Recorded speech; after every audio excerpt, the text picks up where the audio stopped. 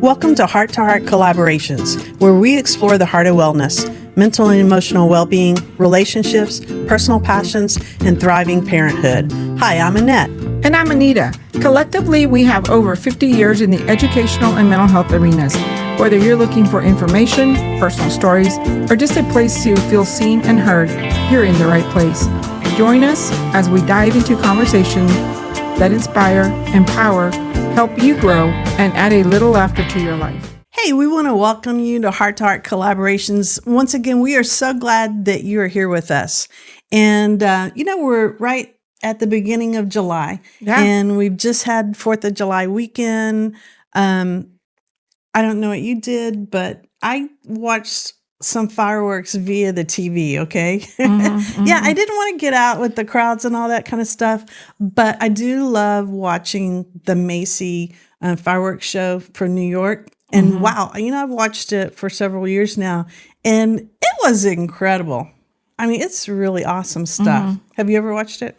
No, we normally just it's a lounging day for us, watching the fireworks. Normally our neighbors have their own fireworks. So we just watch their fireworks. Nice. The week before, our town puts up like a big display, and so we get to watch those too. So yeah. All right. But I know it's the beginning of July, and I know a lot of people going through things, especially in Hunt, Texas. So we want to just say that our thoughts and prayers are with you, and that we are acknowledging what's going on. Yeah, I'm so glad that we took a second to do that. Right, a lot of hurting and a lot of pain going on, and so our thoughts and prayers are there, holding space for them. Yeah. So let's go ahead and jump into our topic. Let's do it. All right. So today we're talking about something that we've all felt at some time or another. And even if we haven't spoken it out loud, and it is this feeling of emptiness, this feeling of void, this kind of anguishing feeling. This one little thing that you're missing. Yeah, maybe? Yeah. It may feel like a little thing. It may feel like a big thing, right? Yeah. So like it can come and it can be like a fleeting thought, or it can be something that's more pervasive and you're just carrying that weight. Oh, yeah. Have you ever felt like that? No, I have not. Okay. I have felt like that. I have felt like that. And if I were to give it a word, I would say that for me, when I feel that way, I would put the word loneliness with it. And there could be 5 people living in my house, but I still might feel that feeling. So I have felt it before. For me, I know that it's a kind of temporary thing. I might feel it for an hour, or might feel it for 2 hours. And so I don't become real unsettled with it, because I know that it's not something that's going to hang over my head. Right. But there may be people that experience it for longer amounts of time. That void, that emptiness, like you said, something's missing. Yeah. Normally what people tell me that is missing is maybe interaction from other people, or, belonging is another thing that creates, not feeling lonely is belonging. Right. And I think, sometimes you can have lots of people in your life, but you might be going through a time where you're missing some type of intimacy, possibly the feeling of knowing and being known. Yeah. Okay. If you say so. So, when we were doing the research for the Anxious Generation book study, we did the 4 episodes on the anxious generation. I'm so glad we did that. But when I was doing research for that, I came across, and I fell in love with it. I fell in love with it. But I fell in love with The Parting Prescription for America by the former Surgeon General, Vivek Murthy.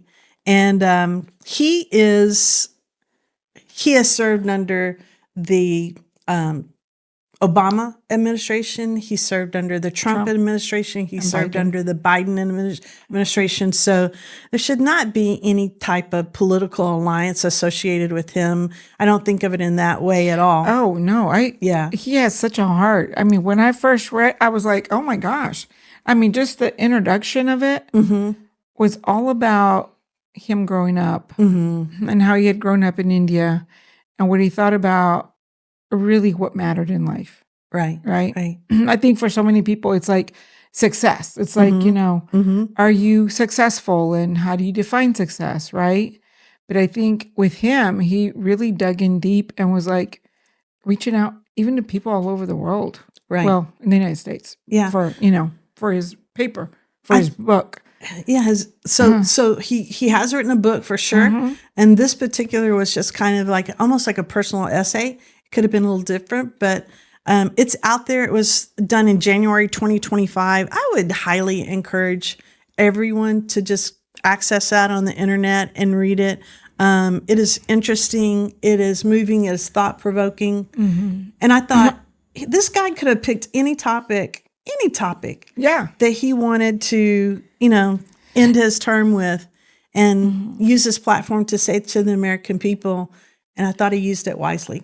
Oh, yeah. I mean, any thought he hangs out with Dr. Jonathan Haidt? I mean, any chances of that, right?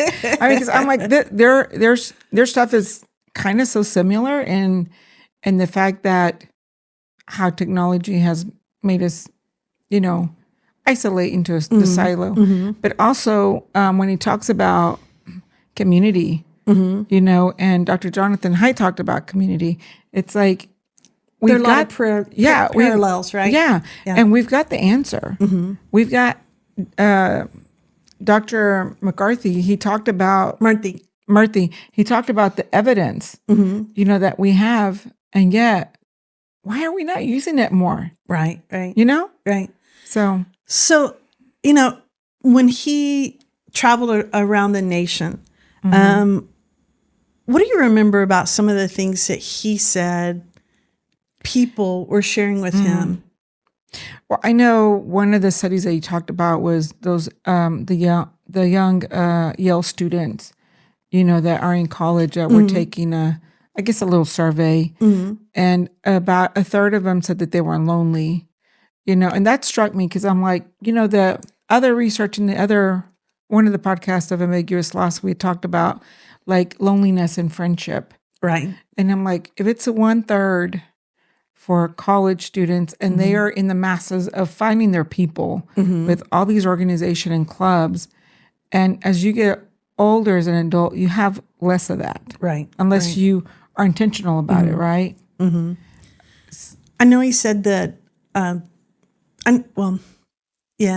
another statistic that I remember is, he said that 1/3 of adults, and he didn't say like an age limit, right? But then he said 50% of youth, and so the younger, right?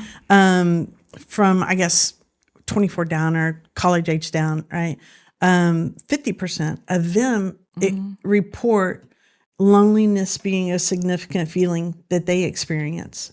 So one of the things that I remember Dr. Murthy talking about is how people felt like they were alone to carry the weight. Like they didn't have anyone to depend on. I know, that was wild to me. And so that was an echoing sentiment or feeling that people were a top concern. He also talked about how people are volunteering less. It was like we're at a 30% of volunteering, and when you think about it, I mean, 30%, at least 70% of people like struggling or doing things on their own. Especially I was thinking about when I read they came to me about Meals on Wheels, because there's a lot of elderly that we have, and how, and I know because of my dad, right. A lot of them, they don't want to leave their home. Right. They want to stay in their home. And so it's kind of like, okay, what can we do with those people, the elderly that are in that their are home. isolated. For all different kinds of reasons, right? Yeah. Maybe there are physical health reasons. Maybe there are mental health reasons. Yeah. Maybe they just don't have access to drive, and so Right. they're limited. Mm-hmm. Right. So, as Dr. and you pointed it out, you said that, he began by talking about his family. Mm-hmm. And let's talk a little bit about the formula that he says he learned from his family. Oh, okay. He talked about,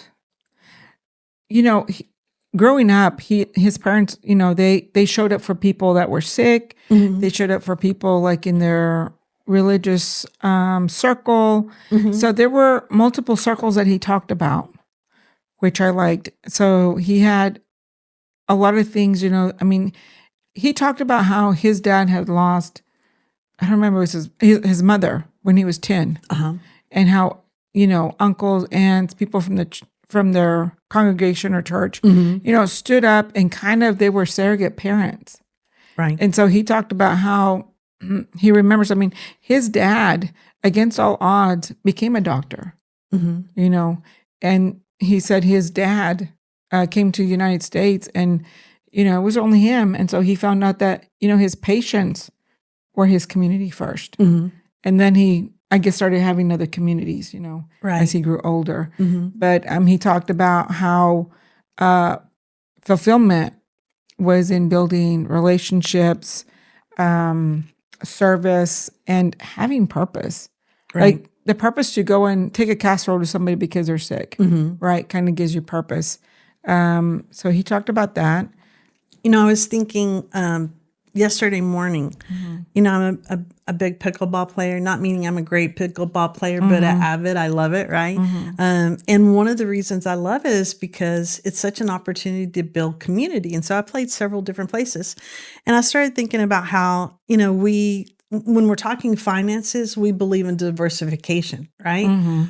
Same thing with relationships. A key to really having a healthy relationships is to diversify.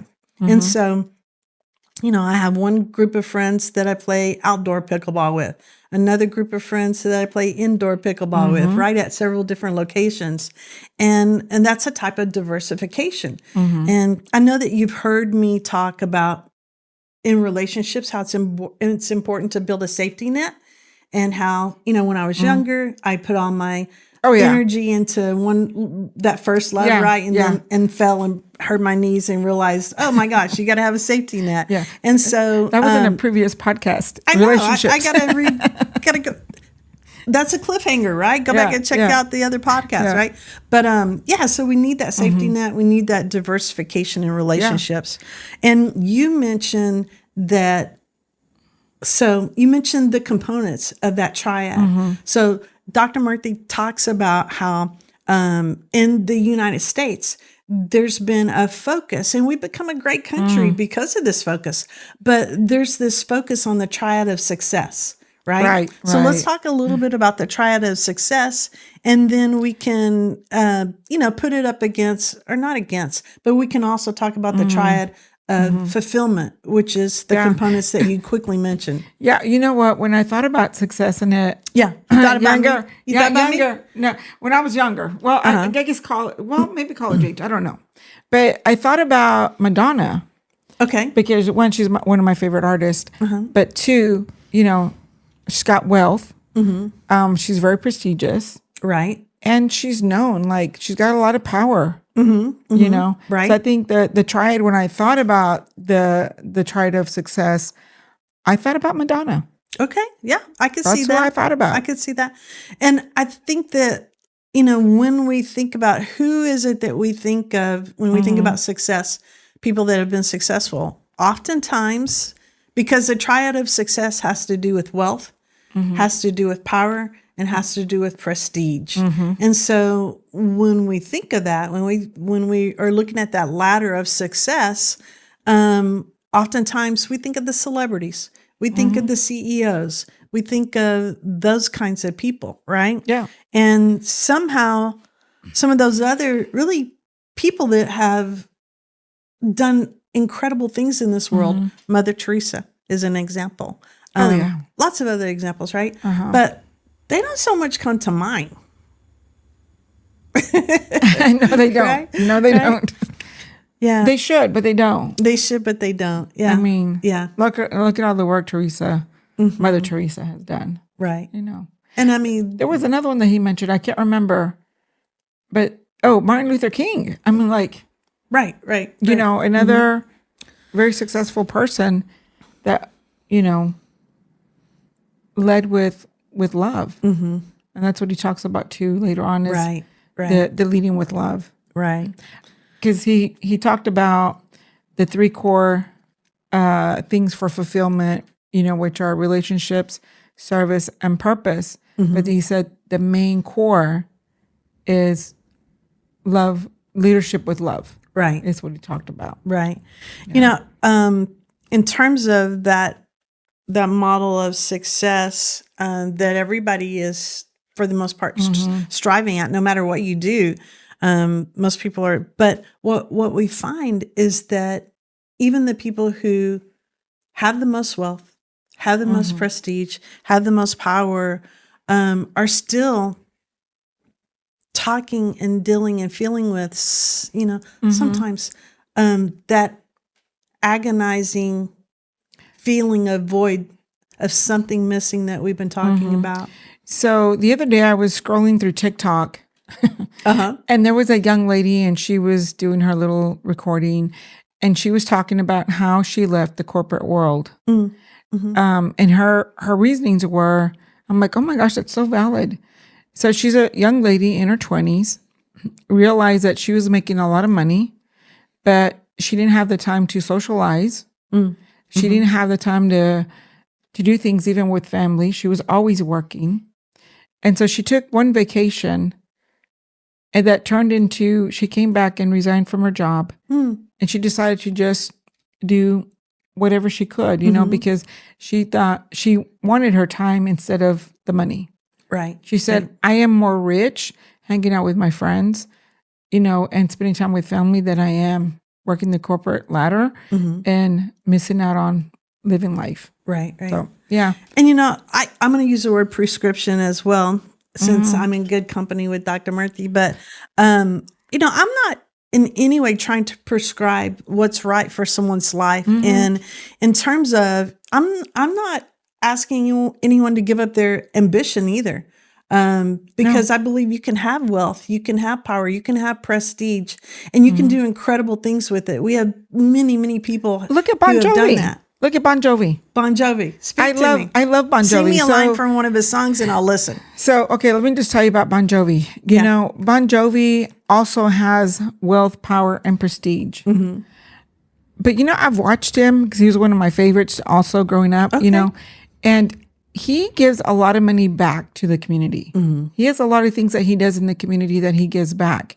So to me, that's when you think about, you know, having ambition and being successful is good. And it's good that he's also giving back. Right. So, yeah. So I think the point is that you can have those things and still feel that void. And so what do? How do we, if that's your inclination to seek that, you know, triad of success, then how do you add to that so that you kind of insulate yourself so that, yes, you can be wealthy, you can be powerful, you can be prestigious, you gotta get back. But still, you got to get back. You know, I was thinking, as I was reading this, I was thinking also some of AA, you know, in AA, in order to stay clean, you know, you also get back.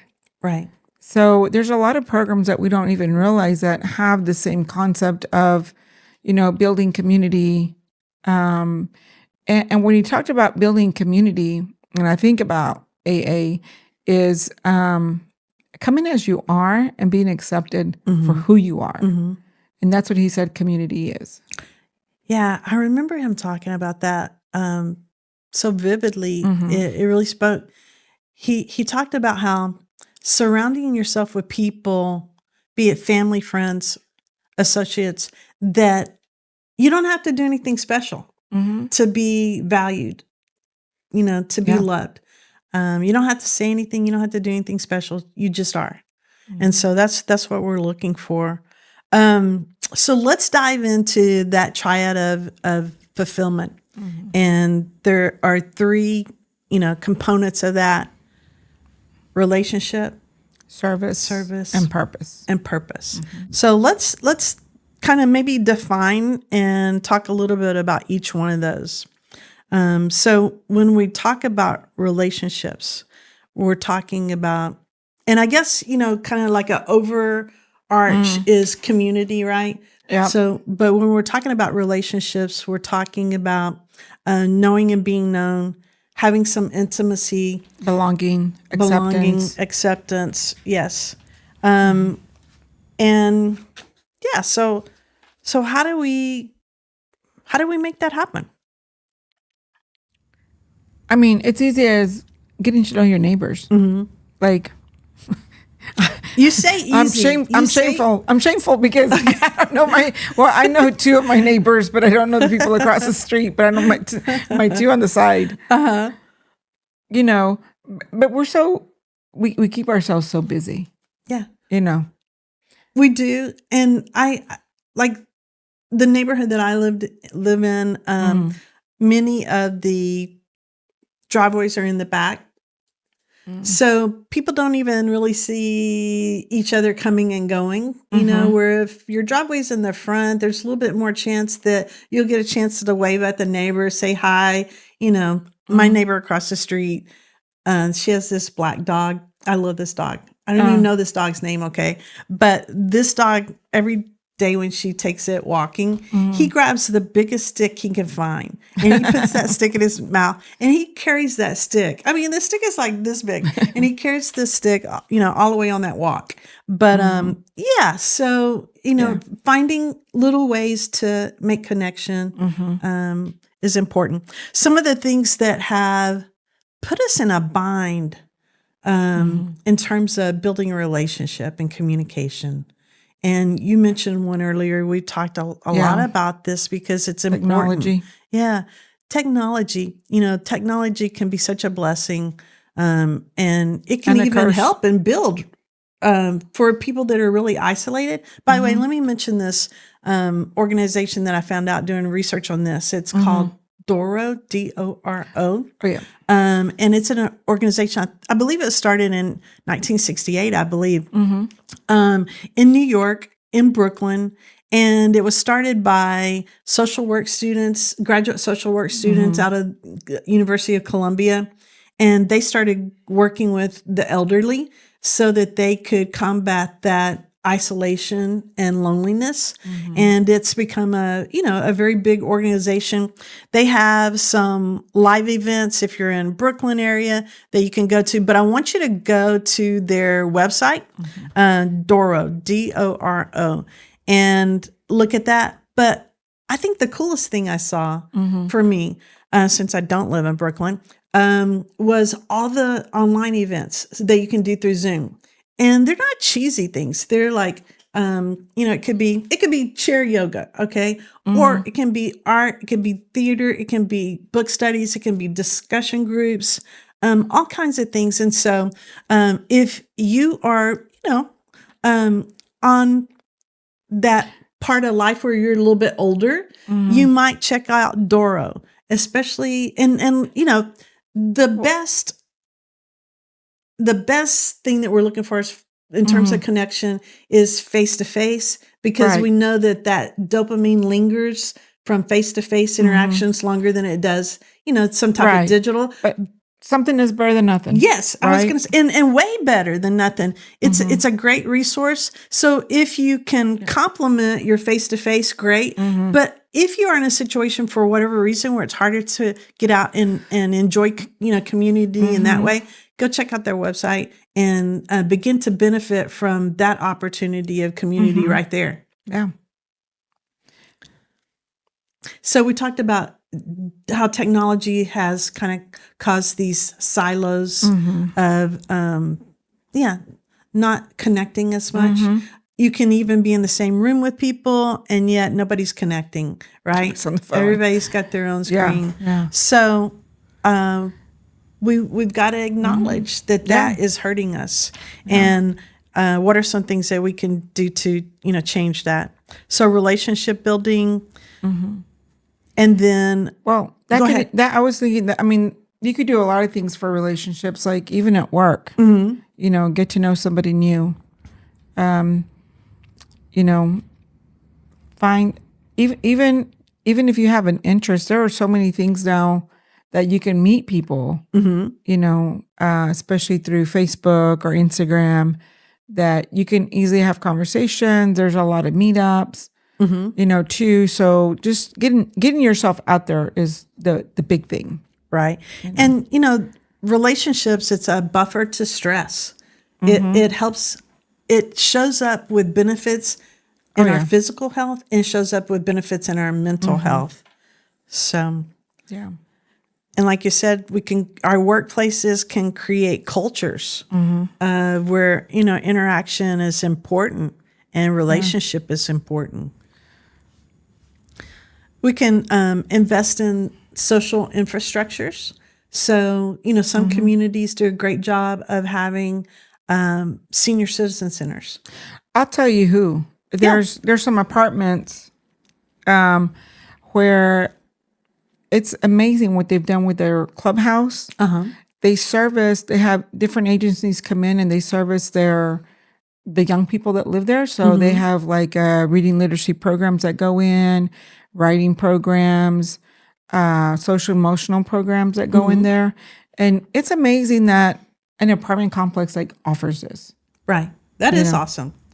And, rec centers. Rec centers are great. Yeah. I know that sometimes that's a little bit harder in rural areas. And so I see churches stepping in rural areas to provide that opportunity and space for community. A lot of churches will have a gym, or they'll have, during the summer, youth camps and different things like that. So find out where is a meeting space that you can be a part of and begin enjoying that community. So another area is service. Service. Yeah, service. Let's talk about that a little bit. Wow. Well, I think... What is service? When I think about service, I think about serving others, but volunteer service, and I know that sometimes that can be time consuming, but there's also other things that we can do even if we don't have the time.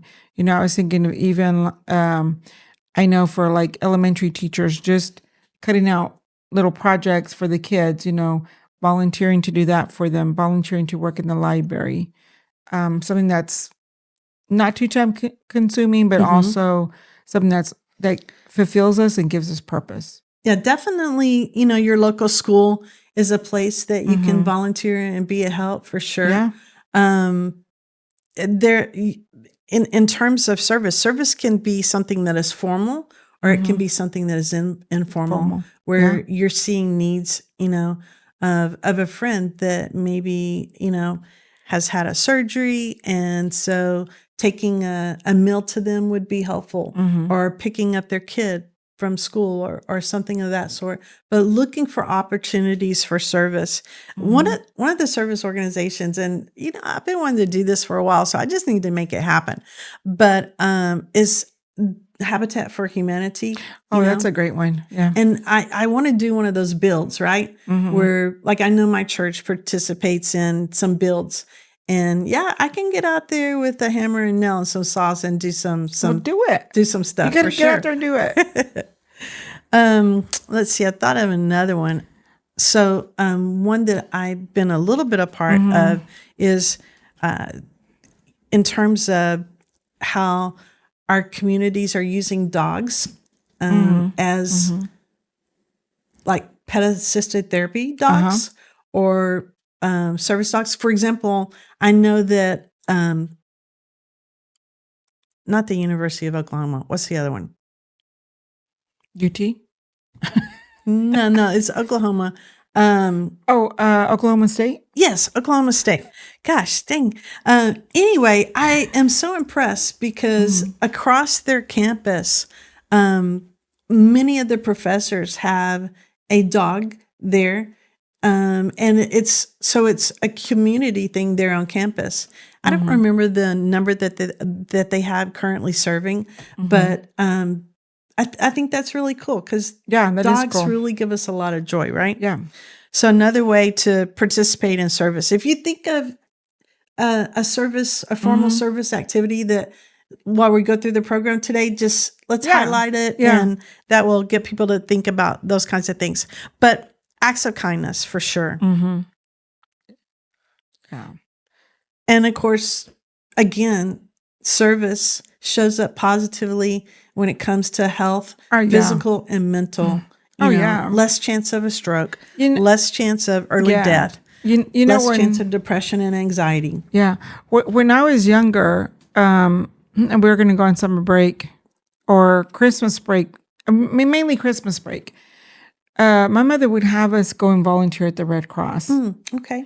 And for me, that was a big growth thing, gave me lots of confidence interacting with other people that didn't look like me, and I'd highly recommend the Red Cross.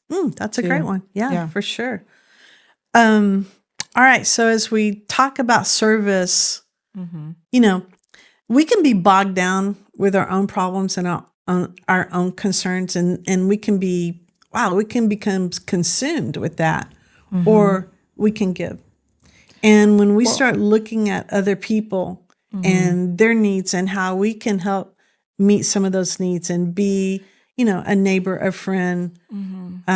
Sometimes ours isn't as bad. Yeah. And it's not, we realize it's not as bad, or it just takes the focus off of it, right? Right. So as we commit service, as we do service, it actually helps us see and understand that we have value. Because we're living into that value. We're leaning into that value. Yeah. And also the empathy, that we have for others and others. Oh my gosh. Will have for us. I'm like, that is a win-win. Yeah. When you said that, my body had a visceral reaction to that. I see the little tears. Yeah. I honestly, and you can hear it in my voice, because it brings me to a place, and I think about our country right now, and just how we have bought into this harshness, this unforgivingness, this we've accepted this. And I'm not calling anybody out or talking about one party or another party or anything political. I'm just talking about how our hearts, how the world is have become a little hard, right? Yeah. And it's not that there aren't plenty of exceptions. I experienced plenty of exceptions in my own life, but I'm just concerned that we have made it okay to be mean. We have made it okay to be rude. We have made it okay to be crude. We have made it okay to make fun of people. And I want to see that change. And so does Dr. McCarthy. Do you remember what he said when he had his firstborn? Tell me. He said that it hit him that he was bringing a baby up in this world. And that's exactly what he talked about. Okay. Yeah. The cruel world. So I think, did you mention the stats on, I think you did, about how many people currently participate in some type of service? Yes. Okay, great, great. All right. So then let's talk about purpose. Yeah, we're left with purpose. So purpose is the feeling of having an overarching aim or goal in life. And I don't know, for you, do you remember a time, and that goal, that aim, that purpose can change throughout your life. But I'm just curious, do you remember a time as you were growing up where you felt like you had purpose? Or So I had a really good mentor when I was maybe 14 or 15. Like she owned, her name was Barbara Kerr. She owned this little shop, this little dress shop. And she just needed somebody from 4 o'clock to 6 o'clock to close her shop. So I had worked with her in the summer, And then when it came to the school year, she's like, oh, you know what, Anita? She's like, you've been working with me all summer. She goes, I think you can handle the store. Whoa, dang, really? Yeah. And I was like, okay. That was a big vote of confidence in you. Yeah. She was like, you know how to count the register. You know what to do. And so I would just run the little store for 2 hours by myself, and I think to me, that was like the best. Like she was a very good mentor to me. That's awesome. So, yeah. Wow. And what was her name? Barbara Kerr. Barbara Kerr? Mm-hmm. Shout out to Barbara Kerr. Barbara Kerr, people like you are making a difference every day. And we're so thankful for you. So thank you for really making a difference in Anita's life. Yeah. We appreciate you. So purpose is not the what, but the why, right? That's become a big deal lately, right? Yeah, I mean, the why. Why do you do things, right? Yeah. What's your why, right? And honestly, it's easy for that to sound cheesy and to kind of blow it off, especially like when there are campaigns around. Oh, yeah. What's your why? But I think your why changes as you get into different stages. I think so. It can, right? Yeah. Because I was thinking, well, my why is now, okay, well, I got to be healthy and live longer for my kids. Right. But before I had kids, what was my why? I don't know. It was a different why. That's what I'm saying, that it could change, in the different stages of your life, right? For sure. So you're not stuck to just one thing. It could be a multiple thing. Yeah, for sure. And you definitely can have multiple whys in different areas of your life. And I think people of true faith, they experience a why. That's a pervasive why, a purpose, a motivation of, in their life. And, that's a powerful thing. No matter what religion, denomination, or whatever, but believing that you have been called for a purpose, that your life has meaning because of whatever. I really like that little part where he talked about the different religions. Oh, yeah. And in South African, that was my favorite one. Okay. Like, I am because we are. Yeah. I was like, wow, that's so awesome. Say that again. I am because we are. I love that. Yeah. So that was the South African thing that they go by, just like in Christianity. Love thy neighbor. Love thy neighbor. Right. Yeah. Oh, yeah. So, in the Hindi religion, treat each other like the divine or something similar. Right. But that South African, I really like the way it was worded. I love that too. Yeah. I want to put that on something and have it so I can see it. Yeah, for sure. All right. So we talked a little bit about purpose. How can we cultivate purpose? I think really reaching out to young people and giving them an opportunity, like I was given an opportunity. But two, I think of like the young adults in college. Right. And how lost they feel, Yeah. So giving them purpose as well. Or letting them helping them discover. I think that's a great word. Discover their purpose. And one of the things that we can do, and all of the information that we're using today, we're springboarding off of Dr. Vivek Murthy's work, right? And the Parting Prescription for America. But some of the suggestions that he made is, by telling stories. The cultural stories, the folk tales. Heroes that are not heroes because of necessarily, and I love me so football, but not necessarily because of how many touchdowns they made or, but for the great work that they're doing, for how they help someone. Yeah. And then movies, it's important that we watch movies with our kids that have, values and have stories of heroes that are out there doing good so that we can have conversations with them. And then, of course, books and sermons, media. So we want to go ahead. I was going to say, he really talked about religion, and it doesn't matter what religion you are. So I was a little fascinated in that area where he talks about not only building community there, but also finding purpose there and service. Like you find all three there. Definitely. You know, For sure. In the study, okay, I don't know why I'm doing this today, but I'm having to ask you if you hit some points, because I think in my brain I'm going, I think she said that. Did you talk about the Harvard Graduate School of Education? I did. Okay, cool. See, she got to keep me going here. But I didn't say Harvard. I said Yale. I thought it was Yale. Okay, well, good. See, who knows? That's why I don't we're know. a good team. It's so Harvard graduates, 58%. Yeah, I just remember some. said that they don't feel a sense of purpose. Yeah. So, and, typically, if you are at Harvard, and there are definitely exceptions to this, but oftentimes you've come from wealth, from prestige. Yeah. Now, we've talked about, and let's just kind of review them. So we talked about the triad of fulfillment, relationships, service, purpose, and leading with love. And then that core value. Yeah, we're going to end that with that core value of the value of love. And I was thinking, when I was reading that, I was thinking about that Coca-Cola song.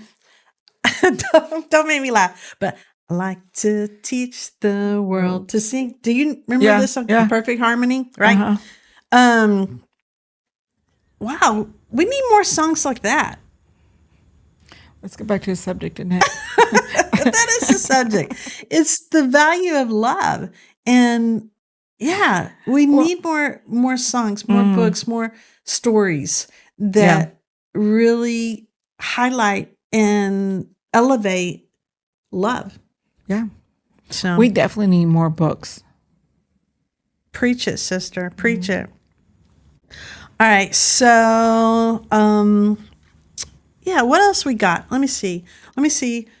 Oh, okay. Let's talk. Oh, go ahead. Okay. So I was going to mention the thread, the program that Dr. Murthy talked about.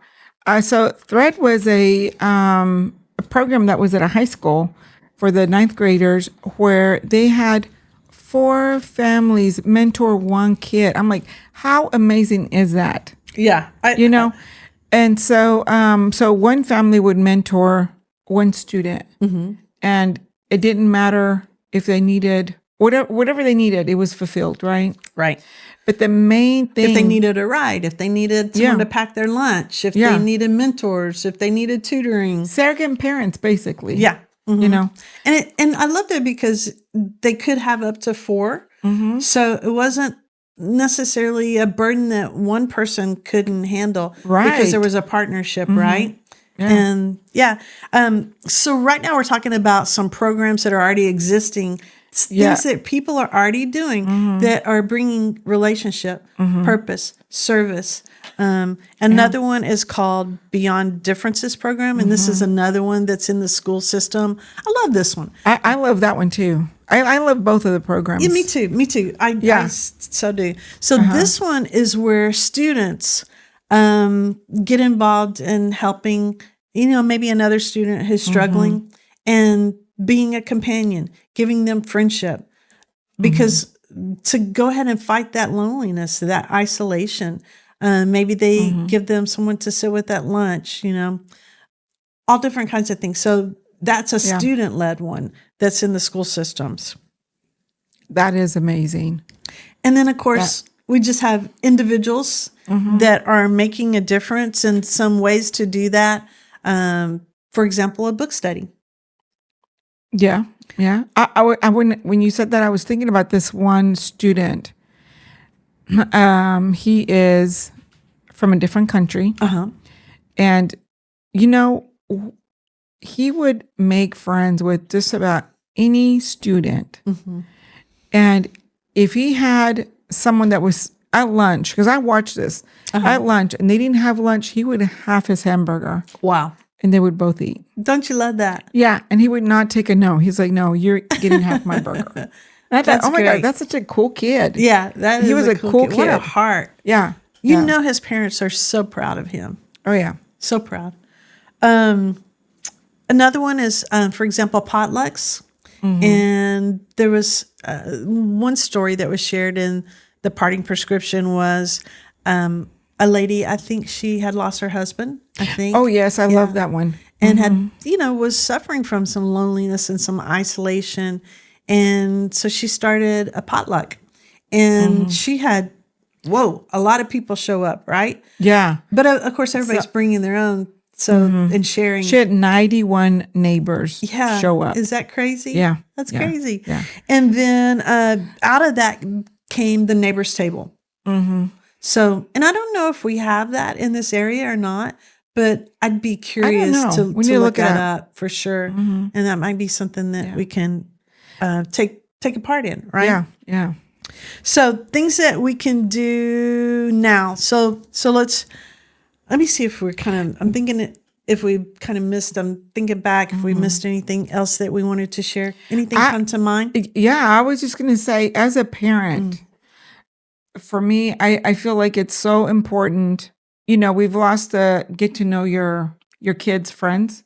Okay. I think starting with that, getting to know your kids' friends and knowing kind of what they need, if they need anything. School's fixing to start. Yeah. So it's kind of like if you have enough money and you can buy an extra notebook or a spiral or backpack. Whatever. Yeah. And if they come over, just hand it to them. Right. Yeah. If you know and just say, I bought this for you.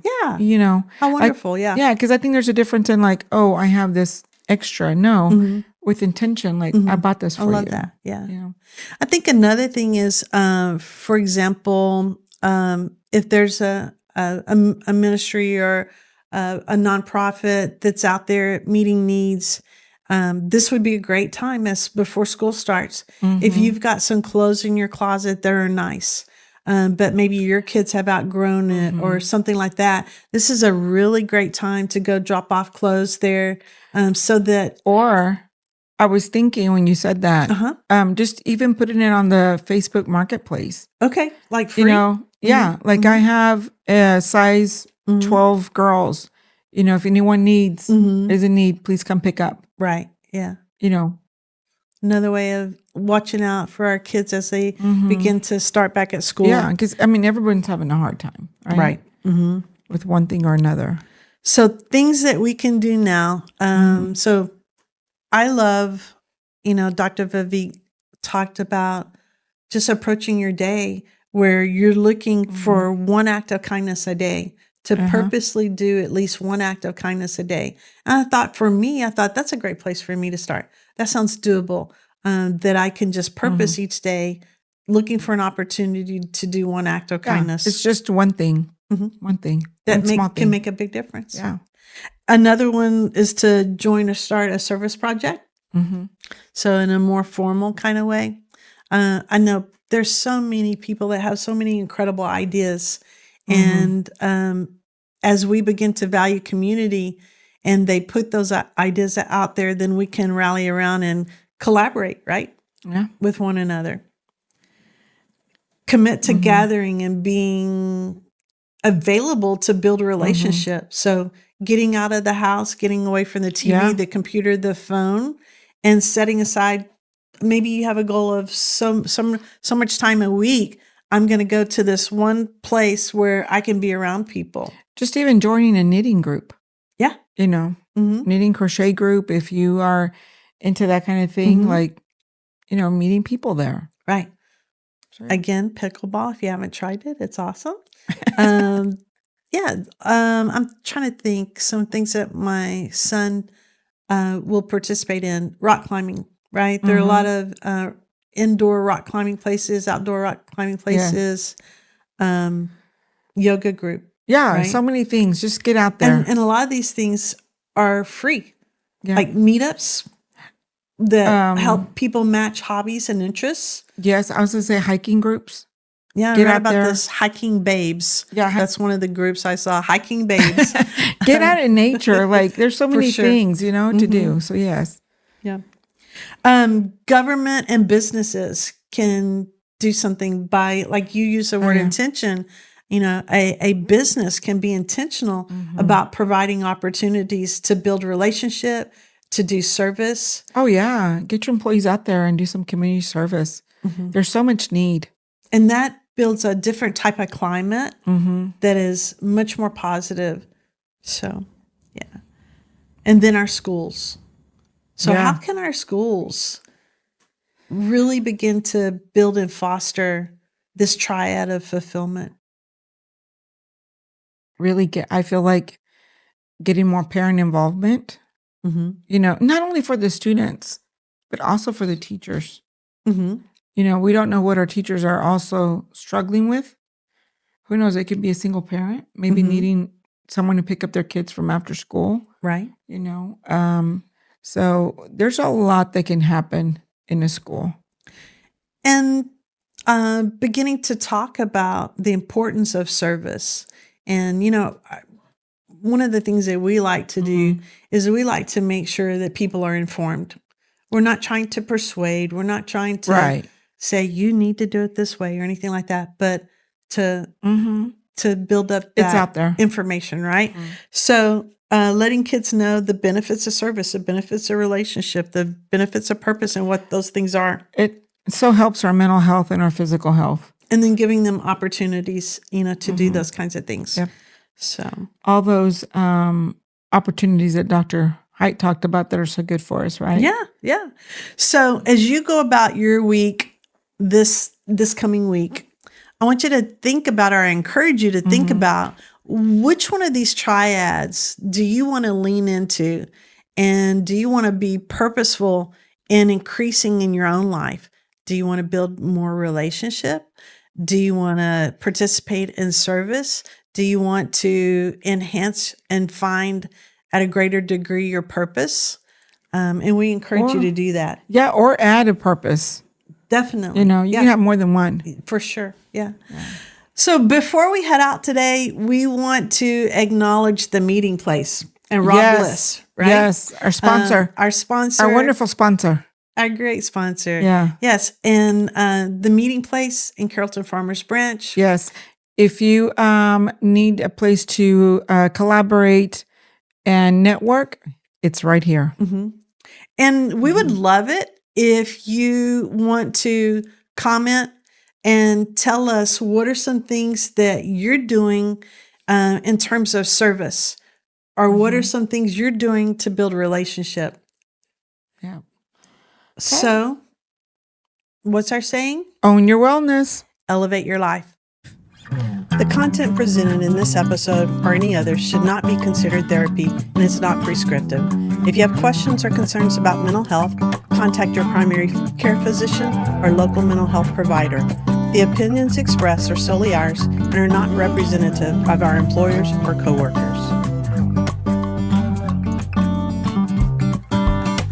How was that one?